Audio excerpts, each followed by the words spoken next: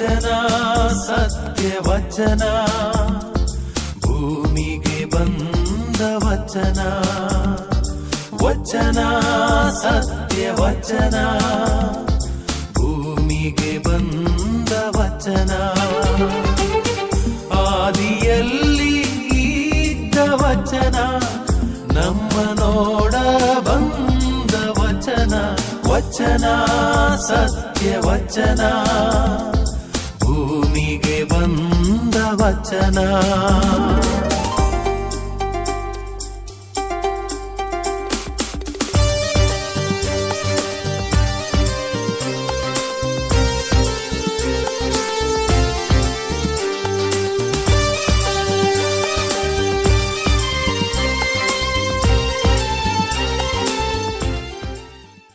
ಪಿತನ ಸುತನ ಮತ್ತು ಪವಿತ್ರ ಆತ್ಮನ ನಾಮದಲ್ಲಿ ಆಮೆನ್.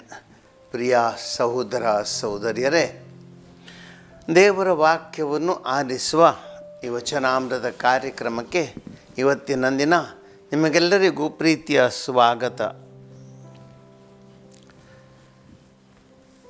ನಾವೆಲ್ಲರೂ ದೇವರ ಮಕ್ಕಳು. ದೇವರು ನಮ್ಮನ್ನು ಸ್ವೀಕರಿಸಿದ್ದಾರೆ.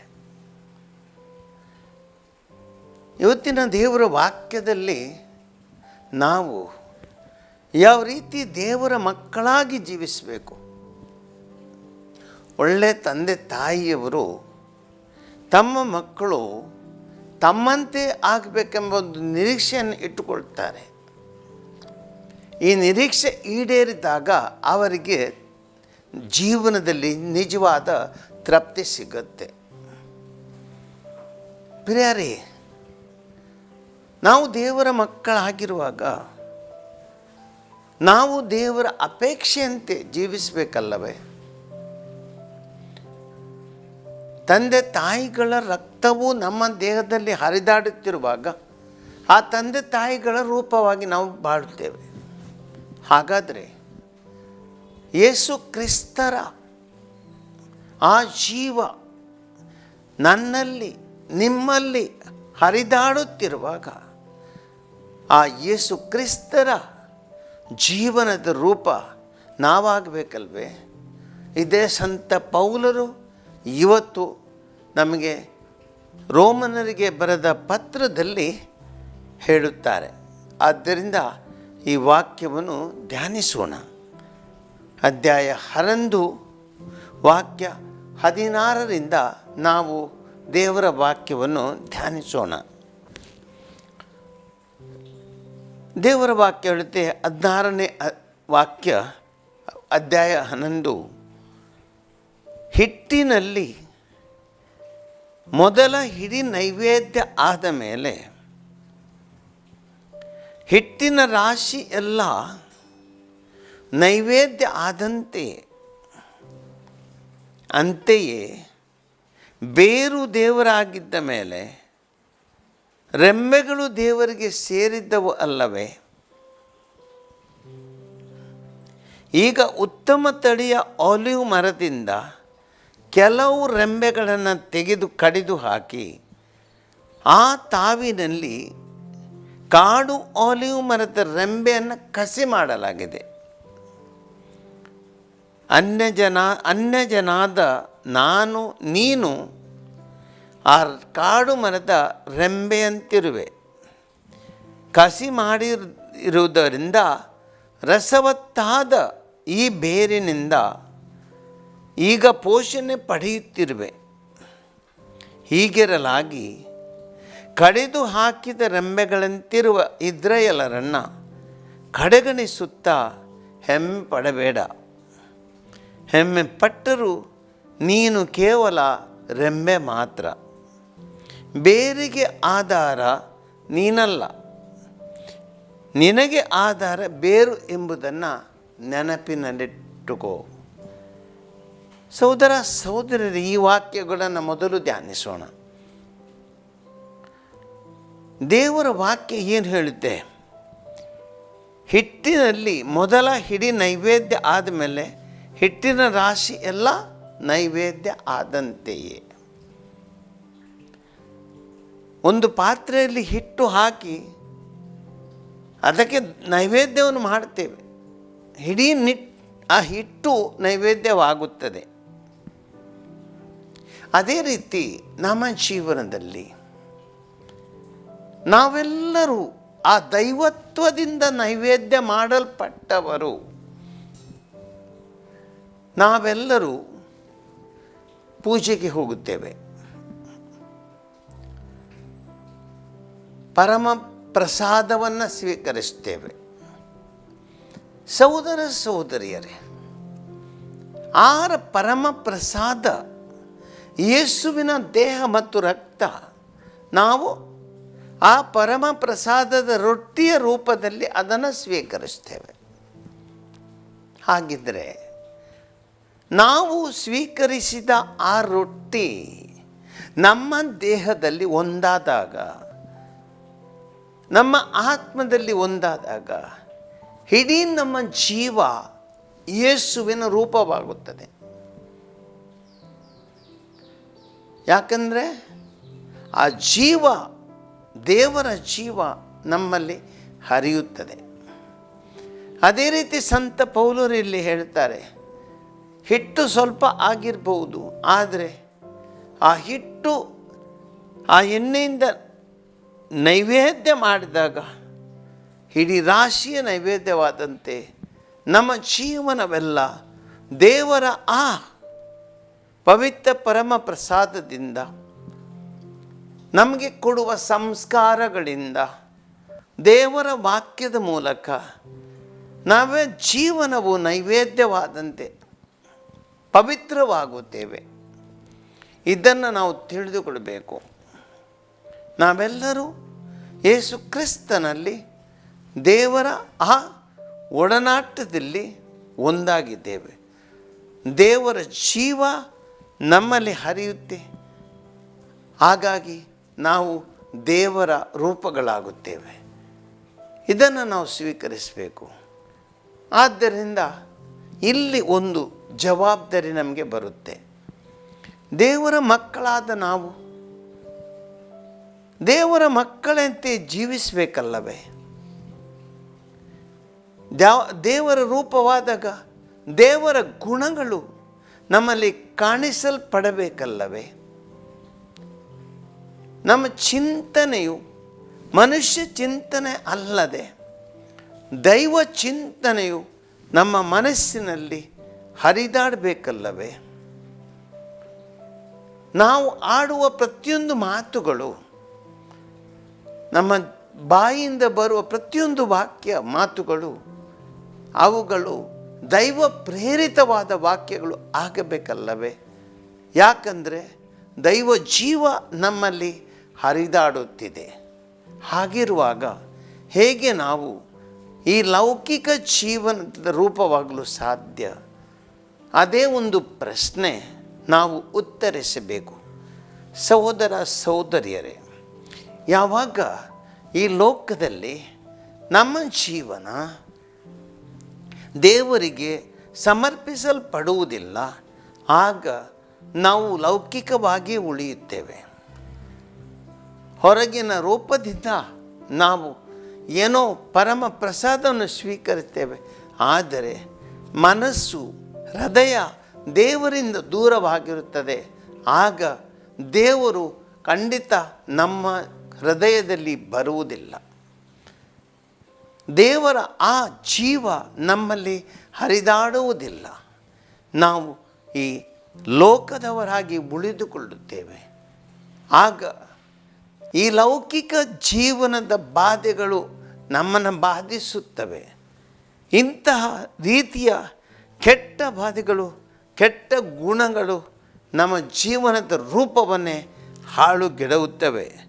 ಅದೇ ಸಂತ ಪೌಲರು, ಅದೇ ಸಂತ ಮಾರ್ಕರ ಶುಭ ಸಂದೇಶದಲ್ಲಿ ಇದನ್ನು ನಾವು ಓದುತ್ತೇವೆ.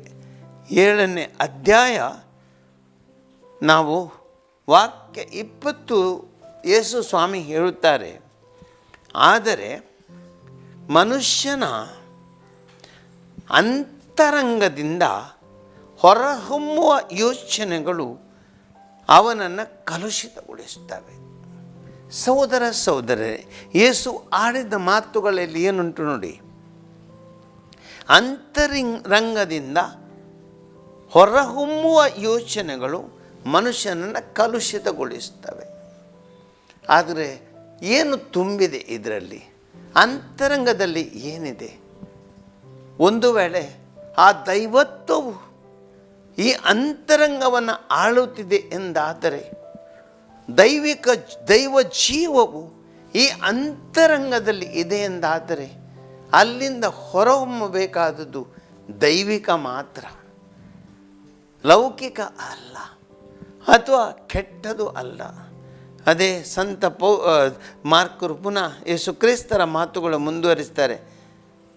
ಮಾನವನ ಹೃದಯಾಂತರಾಳದಿಂದ ದುರಾಲೋಚನೆ, ಅನೈತಿಕತೆ, ಕಳ್ಳತನ, ಕೊಲೆ, ವ್ಯಭಿಚಾರ, ಲೋಭ, ಕೆಡುಕುತನ, ಅಹಂಕಾರ, ಮೂರ್ಖತನ ಮೊದಲಾದವು ಹೊರಬರುತ್ತವೆ.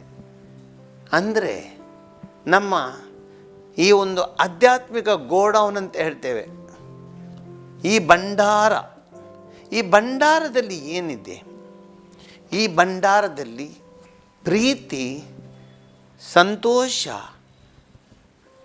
ಈ ಲೌಕಿಕ ನಮ್ಮ ಜೀವನದ ಒಳ್ಳೆಯ ಗುಣಗಳು, ಗುಣ ನಡತೆ, ಸಮಾಧಾನ, ಶಾಂತಿ, ಅನ್ಯೋನ್ಯತೆ, ಸಹಿಷ್ಣುವಿಕೆ, ಇಂಥ ಗುಣಗಳಿದ್ದರೆ ಅವುಗಳೇ ಹೊರಗೆ ಬರುತ್ತವೆ. ಅದರ ಬದಲಾಗಿ ನಾವು ಇಲ್ಲಿ ಹೇಳಿರುವಂತೆ ಅನೈತಿಕತೆ, ಕಳ್ಳತನ, ಕೊಲೆ, ವ್ಯಭಿಚಾರ, ಲೋಭ, ಕೆಡುಕುತನ, ಅಹಂಕಾರ, ಮೂರ್ಖತನ ಇವೆಲ್ಲವೂ ಇಲ್ಲಿ ತುಂಬಿದರೆ ನಮ್ಮಲ್ಲಿ ಹೊರಬರುವುದೇನು? ಇದೇ ತಾನೇ. ಅದಕ್ಕೆ ಸಂತ ಪೌಲರು ಹೇಳುವುದಿದ್ದನ್ನೇ, ನಿಮ್ಮಲ್ಲಿ ಒಳಗೆ ಏನಿದೆ ಅದು ಹೊರಗೆ ಬರುತ್ತೆ. ಆದ್ದರಿಂದ ಅವರೇನು ಮುಂದೆ ಹೇಳುತ್ತಾರೆ, ಅಂತೆಯೇ ಬೇರು ದೇವರಾಗಿದ್ದ ಮೇಲೆ ರೆಂಬೆಗಳು ದೇವರಿಗೆ ಸೇರಿದವು ಅಲ್ಲವೇ? ಮರದ ಬೇರು, ಈಗ ಜೀವ ಬರುವುದೆಲ್ಲಿಂದ? ರೆಂಬೆಗಳು ಬರುವುದು ನಂತರ. ಮೊದಲು ಇರುವುದು ಬೇರು. ಒಂದು ಬೀಜ ಮೊಳಕೆ ಹೊಡೆಯುವಾಗ ಬೇರು ಮೊದಲು ಬರುತ್ತದೆ. ಬೇರು ನೆಲದಲ್ಲಿ ಅದು ಹೋಗುತ್ತದೆ.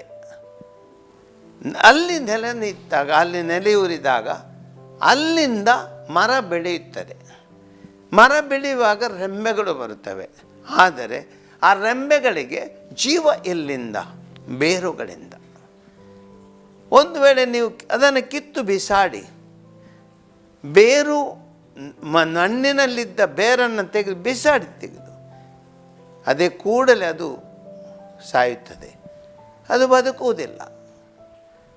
ನೆಲದಿಂದ ಬೇರನ್ನು ಬೇರ್ಪಡಿಸಿದರೆ ಅದು ಬದುಕುವುದಿಲ್ಲ.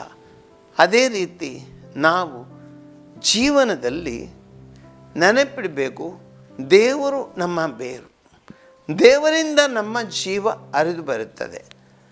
ದೇವರಿಂದ ನಾವು ಬೇರ್ಪಟ್ಟರೆ, ಕೊಂಬೆಯನ್ನು ಕಡಿದು ಹಾಕಿದರೆ ಅದು ಬದುಕುವುದಿಲ್ಲ, ಅದು ಸಾಯುತ್ತದೆ, ಬಾಡಿ ಹೋಗುತ್ತದೆ. ಆದ್ದರಿಂದ ನಮಗೆ ಸಂತ ಪೌಲರು ಹೇಳುತ್ತಾರೆ, ದೇವರಲ್ಲಿ ನಾವು ನೆಲೆಯೂರಿದವರಂತಾಗಬೇಕು.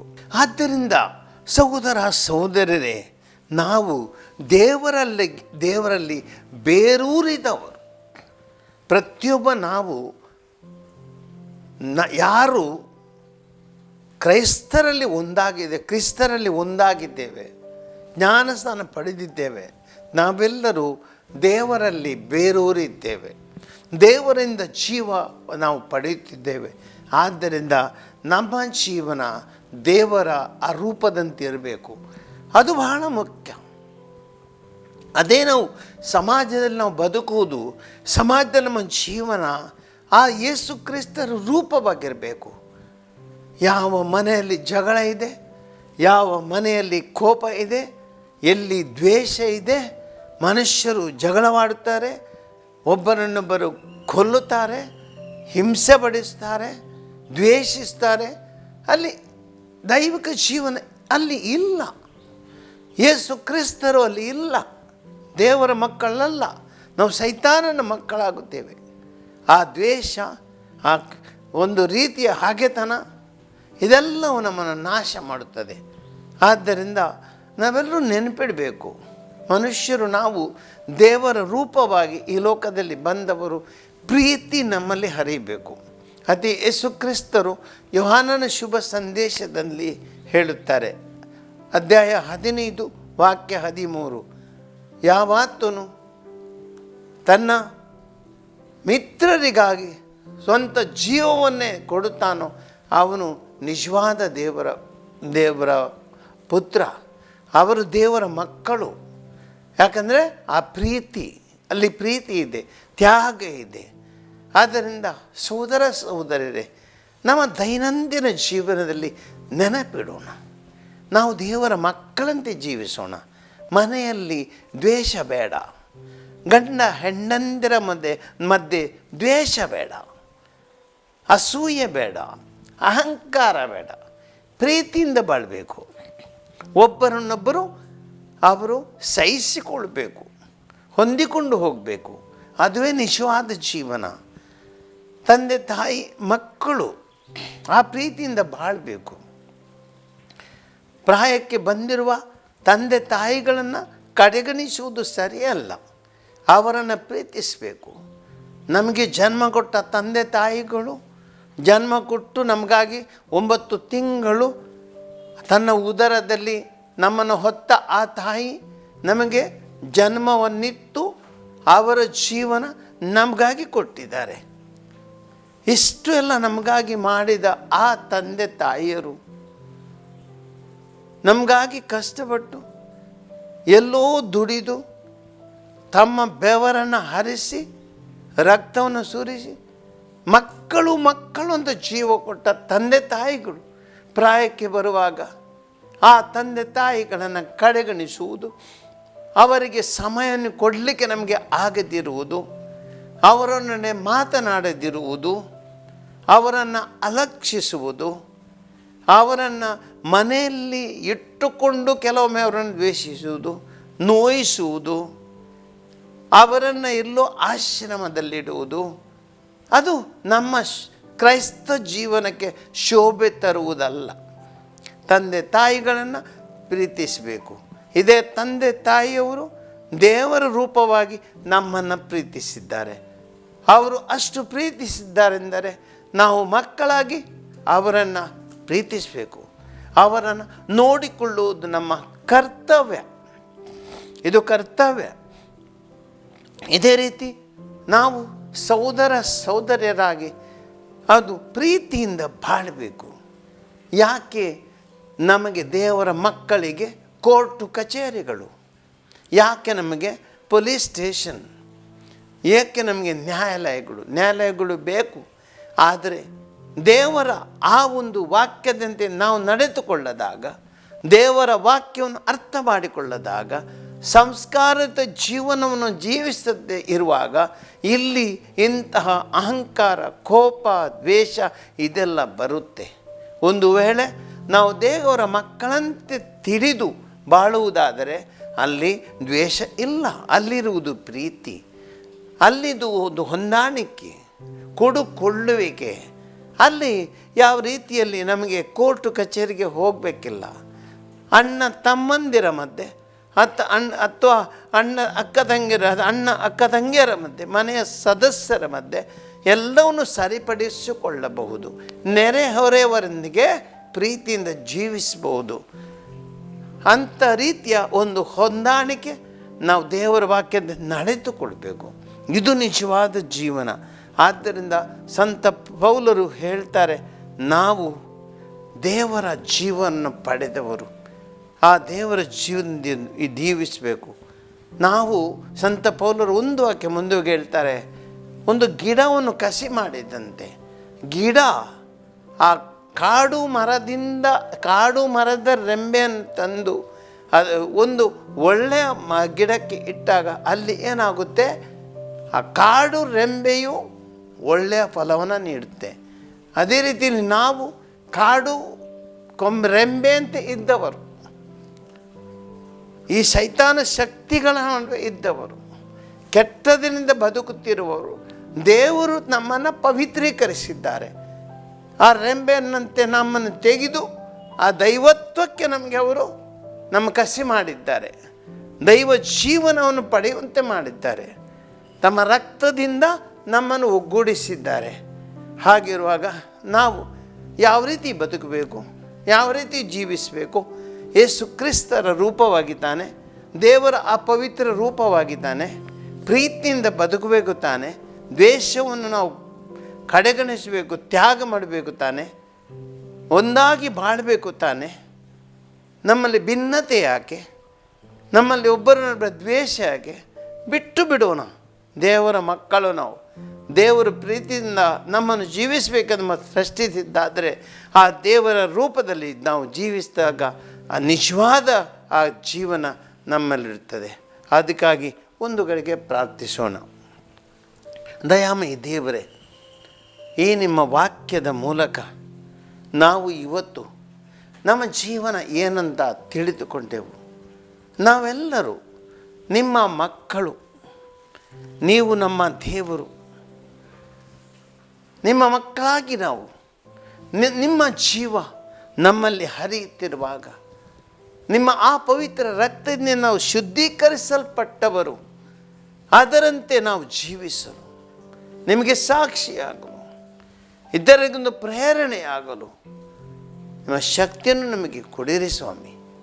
ಯಾವತ್ತೂ ನಾವು ನಮ್ಮ ಸಹೋದರ ಸಹೋದರರನ್ನು ದ್ವೇಷಿಸದೆ, ಅವರನ್ನು ಯಾವತ್ತೂ ಕಡೆಗಣಿಸದೆ, ನಾವೆಲ್ಲರೂ ಪ್ರೀತಿಯಿಂದ ಬಾಳುವಂತೆ ನಮ್ಮನ್ನು ಆಶೀರ್ವದಿಸಿರಿ, ಶಕ್ತಿಯನ್ನು ನೀಡಿರಿ, ನಿಮ್ಮ ಮಕ್ಕಳಾಗಿ ಬದುಕುವಂತೆ ಮಾಡಿರಿ. ನಾವು ನಿಮ್ಮಲ್ಲಿ ಪ್ರಾರ್ಥಿಸ್ತೇವೆ. ಆಮೆನ್.